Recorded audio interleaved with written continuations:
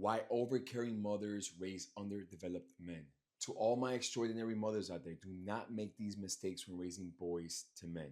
Being a very good mother can hurt your son more than it can help him, and this is why. I want to extend my appreciation to my mother if you're watching. I know I've blocked you from most of my social medias, and everyone watching is about to learn why, but she definitely gave it all to raise me. She did a great job. She did her best. At that time, you didn't have access to this type of information, knowledge, or wisdom. So just a little backstory on my mom, right? She got dropped off here with her younger sister at a very young age. I'm talking about 14, 15 years old at the malls of America, straight from Brazil. She lived in the back of a shopping center. She lived in a car until she was able to get a job and buy a small apartment to raise her and my aunt. Growing up here in the 70s and the 80s was not easy, especially with the cocaine epidemic, the drugs, the killing, the crime, the party life, everything literally being in hand's reach. And she avoided it all. She stayed focused, got a job, went to school, then met my dad. Few years later, had me. At the age of 8, dad left the house, so I had to become a man very quick. This is what happened.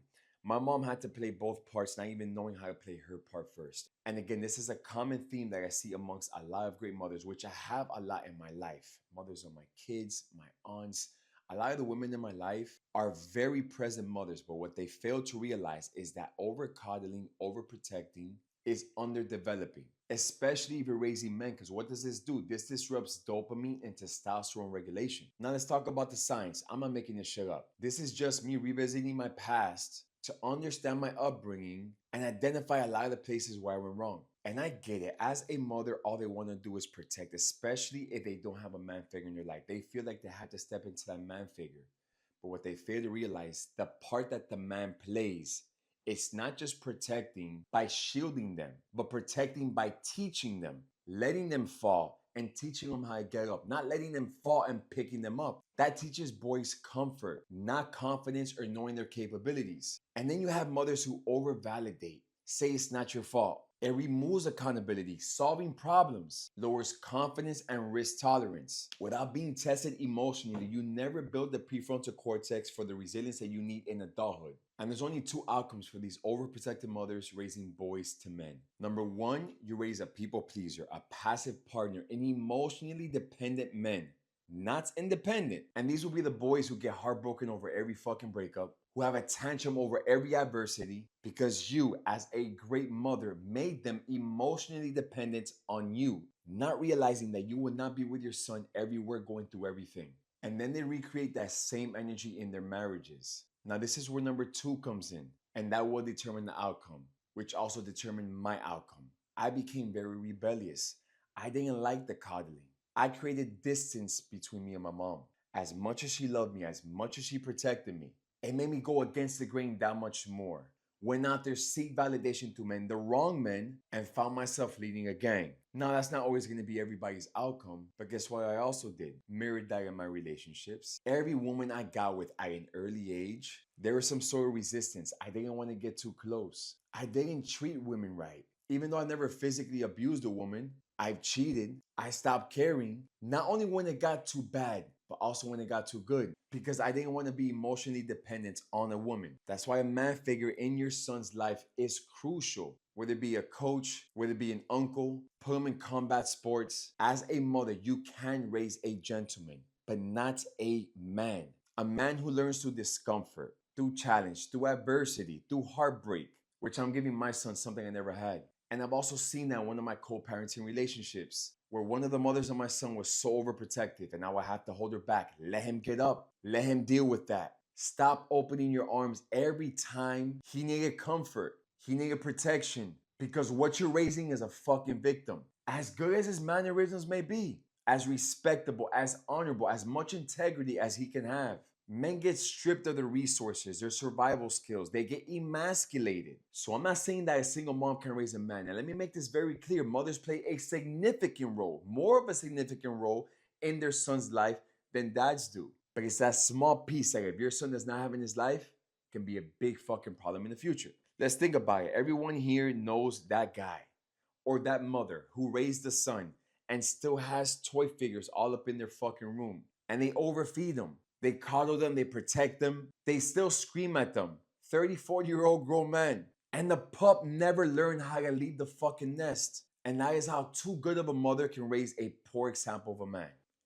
Psychological and scientific backing. Listen to this. Over coddling reduces resilience. Studies show that boys with low autonomy from overparenting have higher anxiety, poor problem solving, and lower testosterone at baseline. Maternal overprotection correlates with emotional dependence in adult males. Exercise and self care in mothers linked to improved family emotional regulation, lower cortisol, higher serotonin in the household dynamic. Role modeling. Mirror neuron theory shows children emulate and observe habits, not instructed ones.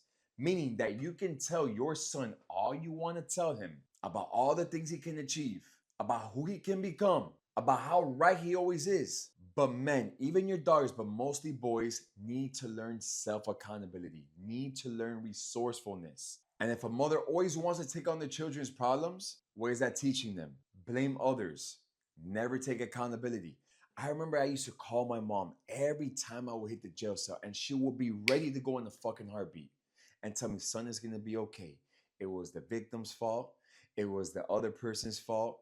The system is rigged. And then it got to a point, I'm like, Ma, I am so fucking wrong in the situation, and you still validate my reason for doing the wrongdoing. To the point I stopped calling her. Every time I would hit the jail cell, I will stop calling her. Because little did she know that overprotective instinct was making me more and more of a monster. I wasn't learning from my fucking mistakes. And I know you watching this, raising a son, you can relate. You have to let your son learn from their fucking mistakes. Sometimes, on the contrary, exaggerate it. And it could be 99% of the other person's fault, but the truth is, we only have control over the 1% that we can fix. Take 100% accountability for that 1% that we have full control over. So everything that my mom used to tell me to do right, her actions weren't mirroring it. The long nights, the long talks, the years and years of just pouring and beating into me, not physically, but mentally.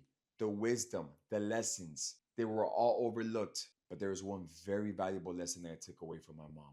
When times got tough, she started drinking a little too much. She started smoking cigarettes, but she kicked all that. The one thing she never kicked was the self care, the self work. She's still, to this day, 70 years old, in the gym 7 days a week. And that is a priceless lesson I took from her simply from mirroring her. Not by forcing me, not like all the other shit she tried to force on me and hide me from, but what she showed me and the result of it. If you always protect them, the world will fucking destroy them, like it almost did me.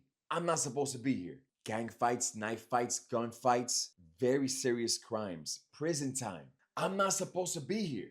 This is not the fate of most people. A dumb person never learns from their mistakes. A smart person learns from their own mistakes. But a wise person learns from the mistake of others. Learn from my fucking mistakes. Mothers, you want to raise a man? Put your big girl pants on. Keep your emotions in check. Don't break as much as it hurts to see your boy turn into a man.